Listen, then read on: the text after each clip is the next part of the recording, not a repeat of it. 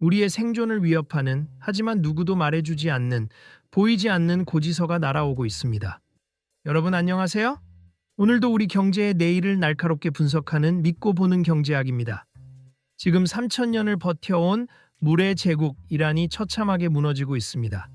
수도 테헤란에서는 1,500만 명의 시민을 대피시켜야 할지 모른다는 경고가 나오고 도시 전체가 매년 31cm씩 쑥쑥 내려앉고 있습니다. 이는 소양강댐 70개를 합친 것보다 많은 지하수를 미친 듯이 뽑아 쓴 물 파산의 결과입니다.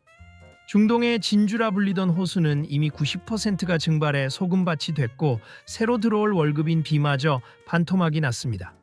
많은 이들이 그저 가뭄 때문이라고 말하지만 그 이면에는 국가의 생명줄을 약탈해 불을 쌓은 물 마피아의 추악한 탐욕이 숨어 있습니다. 이 영상을 끝까지 보시면 지금 여러분의 지갑을 털어가는 기름값 폭등의 진짜 배후가 누구인지 그 실체를 똑똑히 확인하시게 될 겁니다. 단순히 먼 나라의 가뭄 이야기가 아닙니다.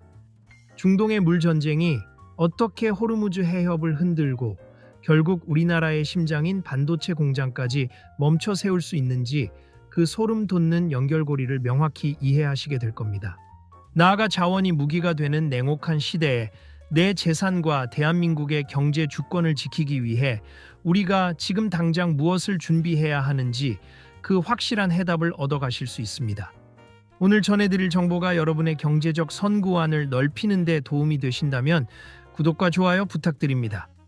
여러분의 응원이 더 좋은 영상을 만드는 큰 힘이 됩니다. 그럼 지금 바로 시작합니다. 역사적 배신, 3천년의 지혜를 삼킨 공짜물의 덫입니다.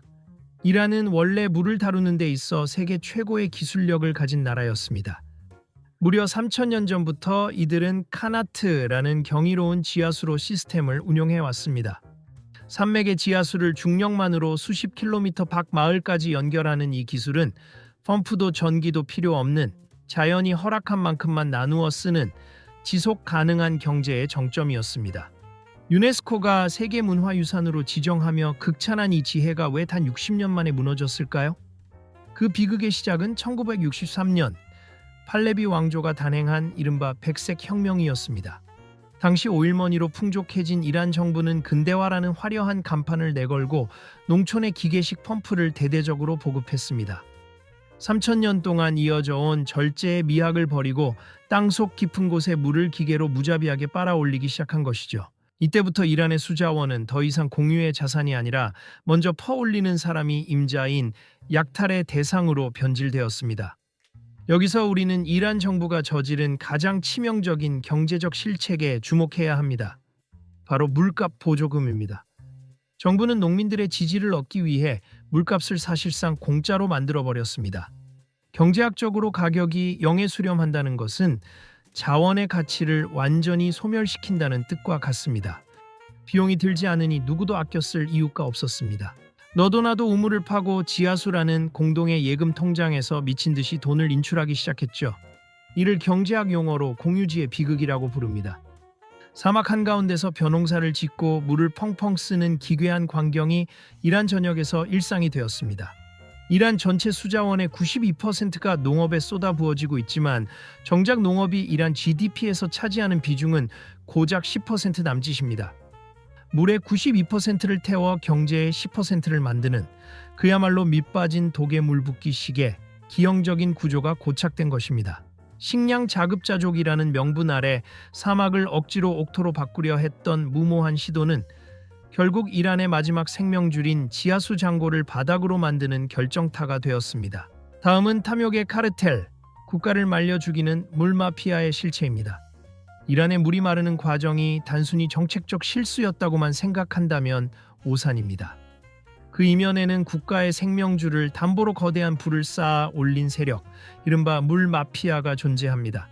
이 조직의 실체는 놀랍게도 이란의 정예군대이자 거대 기업 집단인 혁명수비대입니다.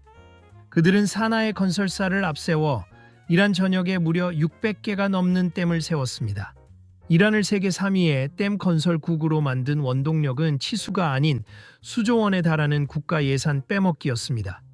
그들은 환경 영향 평가나 지질학적 검토 따위는 가볍게 무시했습니다. 댐을 짓기만 하면 돈이 쏟아졌기 때문입니다. 그 결과가 얼마나 참혹했는지는 고트반드 댐의 비극이 증명합니다. 댐 건설 부지 주변에는 거대한 하얀 소금 지층이 넓게 펼쳐져 있었습니다. 전문가들은 이곳에 댐을 지으면 소금이 녹아내려 재앙이 닥칠 것이라고 결사반대하며 경고했습니다. 하지만 그들은 이 경고를 비웃기라도 하듯 공사를 강행했습니다. 결국 댐에 물이 차오르자 거대한 소금산이 마치 설탕물처럼 흐물거리며 통째로 녹아내리기 시작했습니다. 맑았던 카룬강은 순식간에 마실 수 없는 소금물로 변해버렸습니다. 이 독한 소금물로 농사를 짓던 지역에서는 수백 년 된 대추야자나무 40만 그루가 한꺼번에 말라 죽는 참사가 벌어졌습니다. 주민들은 폐허가 된 농지를 보며 이를 대추야자의 공동묘지라 부르며 오열했습니다. 이처럼 건설 카르텔이 강줄기를 망쳤다면 정치권은 표를 얻기 위해 지하수 통장을 무제한으로 열어줬습니다. 이란 전역의 우물 100만 개 중 절반인 50만 개가 정부 허가 없이 판 불법 관정이지만 정부는 선거 때마다 이들을 단속하기는커녕 합법화해주며 환심을 사는 선물로 활용했습니다. 지하수 장호가 바닥을 드러내고 있는데 관리자가 오히려 인출을 독려한 셈입니다. 이처럼 군부의 탐욕과 정치권의 포퓰리즘이 결합한 결과는 국가적 재앙이었습니다. 물을 빼앗긴 주민들은 물 난민이 되어 도시 빈민가로 내몰렸고 과거의 푸른 호수들은 미세먼지와 소금 가루가 날리는 죽음의 평원이 되었습니다. 가뭄이 이란을 죽인 것이 아니라 이란이 스스로 물을 죽인 것입니다. 3000년의 지혜를 배신한 대가는 이제 국가 존립의 위기라는 무거운 청구서가 되어 돌아오고 있습니다. 이제 물은 블루골드가 되었습니다. 생존을 인질로 잡는 가장 잔인한 전쟁입니다. 비극은 여기서 멈추지 않습니다. 수십 년간 쌓여온 이 시한폭탄 위에 지금 전쟁이라는 거대한 불꽃이 떨어졌기 때문입니다. 20세기의 전쟁이 석유를 차지하기 위한 싸움이었다면 2026년 현재 벌어지고 있는 전쟁은 생존 그 자체인 물을 겨냥하고 있습니다. 이제 물은 단순한 자원을 넘어 상대를 굴복시키기 위한 가장 잔인한 전략 무기인 블루골드로 변모했습니다. 실제로 올해 3월 초 전 세계를 경악게 한 사건이 발생했습니다. 미군이 이란 캐슘섬의 담수화 시설을 정밀 타격한 것입니다. 수도꼭지를 틀면 물이 나오는 것이 공기처럼 당연한 우리에겐 그저 시설 하나가 파괴된 뉴스로 보일지 모릅니다. 하지만 그 현장의 진실은 참혹했습니다. 이 폭격 한 번으로 주변 30개가 넘는 마을의 식수 공급이 단칼에 잘려나갔습니다. 아파트 단지 전체의 메인 수도관을 누군가 고의로 잠그고 밸브를 부셔버린 것과 같습니다. 공격을 받은 이란 역시 가만히 있지 않았습니다. 바로 다음 날 이란은 바레인의 담수화 시설에 보복 드론 공격을 감행했습니다. 바레인은 식수의 90% 이상을 바닷물을 민물로 바꾸는 담수화 시설에 의존하는 나라입니다. 시설 하나가 멈추는 것은 곧 국가 전체의 생명줄이 끊기는 것과 다름없습니다. 이것이 바로 전문가들이 경고하는 물 무기화의 실체입니다. 총칼보다 더 무서운 것은 마실 물을 끊어 상대를 서서히 고사시키는 것입니다. 더욱 소름 끼치는 것은 앞으로 벌어질 수 있는 최악의 시나리오입니다. 트럼프 대통령은 이미 이란의 유전뿐 아니라 담수화 시설을 파괴하겠다고 공공연히 위협하고 있습니다. 만약 이란의 부셰르 원자력 발전소가 폭격을 받는다면 어떻게 될까요? 방사성 물질이 걸프 해역으로 퍼져나가는 순간 중동의 생존 공식은 완전히 무너집니다. 바닷물이 오염되면 카타르와 쿠웨이트 등 주변국의 모든 담수화 시설은 무용지물이 됩니다. 약 6천만 명의 인구가 한순간에 마실 물이 없는 상태에 빠지게 되는 것입니다. 이는 대규모 인종 청소나 다름없는 재앙입니다. 전쟁이 기름이 아닌 물을 인질로 잡기 시작하면서 중동의 위기는 이제 전 세계의 목줄을 죄어오고 있습니다. 마지막 결론입니다. 우리 대한민국에 날아온 보이지 않는 고지서입니다. 이란의 물파산이 결코 먼 나라 이야기일 수 없는 이유는 이 비극의 여파가 이미 우리 밥상과 지갑을 정조준하고 있기 때문입니다. 대한민국 원유의 약 70%는 중동에서 오며 그중 95%가 반드시 통과해야 하는 관문이 바로 호르무즈 해협입니다.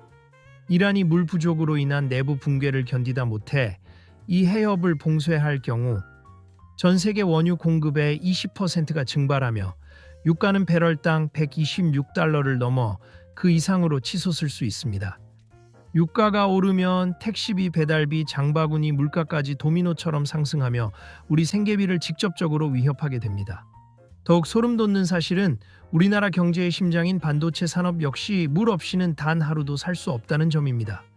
반도체 공장 하나가 하루에 쓰는 깨끗한 물, 즉 초순수는 약 3만 8천 톤에 달합니다.